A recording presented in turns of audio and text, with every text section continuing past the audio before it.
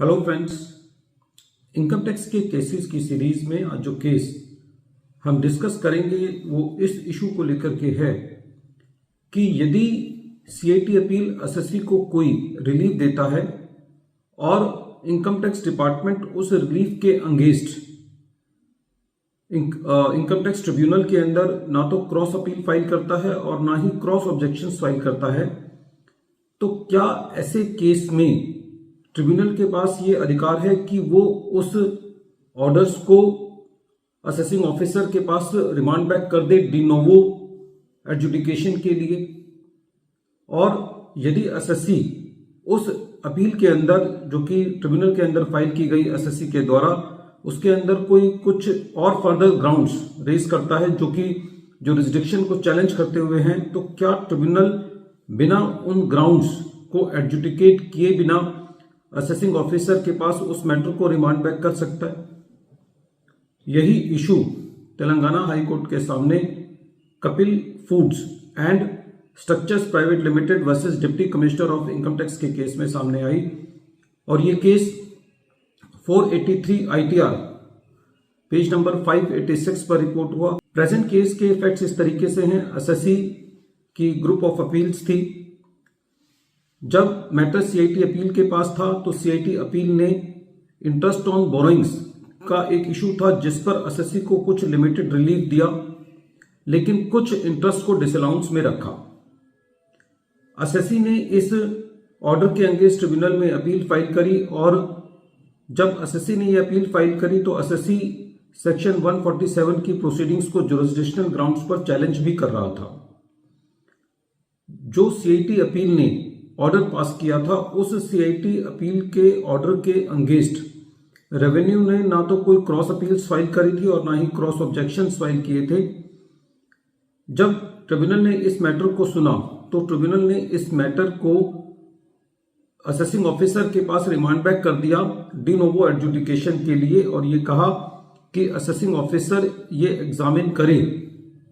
कि क्या एसएससी ने उन इंटरेस्ट पर लोन दिया है या नहीं दिया। एसएससी ने इस रिमांड बैक ऑर्डर के अगेंस्ट तेलंगाना हाई कोर्ट के अंदर अपील फाइल करी और जब ये मैटर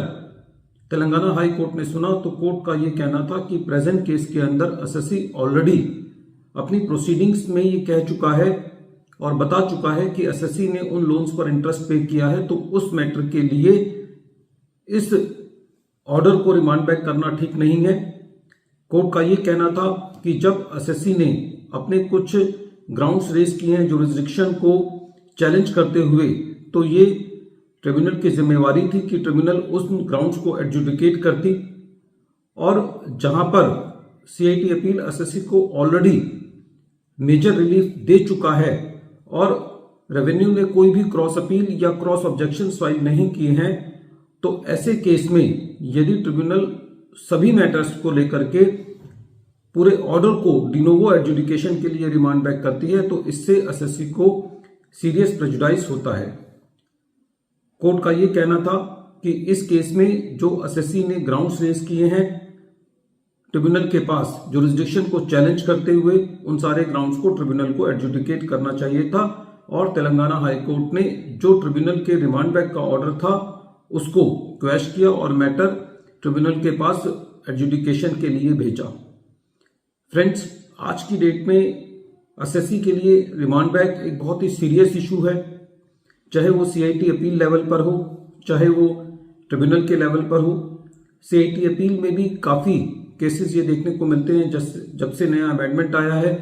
कि जहां पर भी बेस्ट जजमेंट असेसमेंट हुई होती है या कई बार बेस्ट जजमेंट असेसमेंट नहीं भी हुई होती और असेसिंग ऑफिसर ऑर्डर के अंदर ये लिख देता है कि ये असेसमेंट ऑर्डर 144 के अंदर पास किया गया है और जब सीआईटी अपील के पास मैटर होता है तो सीआईटी अपील एसएससी के किसी भी ग्राउंड को एडजुडिकेट किए बिना सिंपली मैटर को रिमांड बैक कर देते हैं और ऐसे केस में एसएससी जो है वो दोबारा एक असेसमेंट प्रोसीडिंग्स में धकेल दिया जाता है। और ये इशू काफी केसेस में ट्रिब्यूनल के पास भी देखा गया है कि ट्रिब्यूनल मैटर्स को दोबारा एडजुडिकेशन के लिए रिमांड बैक कर सकती है। तो उन सब केसेस में इस केस का काफी महत्व है। वीडियो के अंत में एक बार फिर मैं केस का नाम रिपीट कर रहा हूं। केस का नाम है Kapil foods and structures private limited versus deputy commissioner of income tax, और ये केस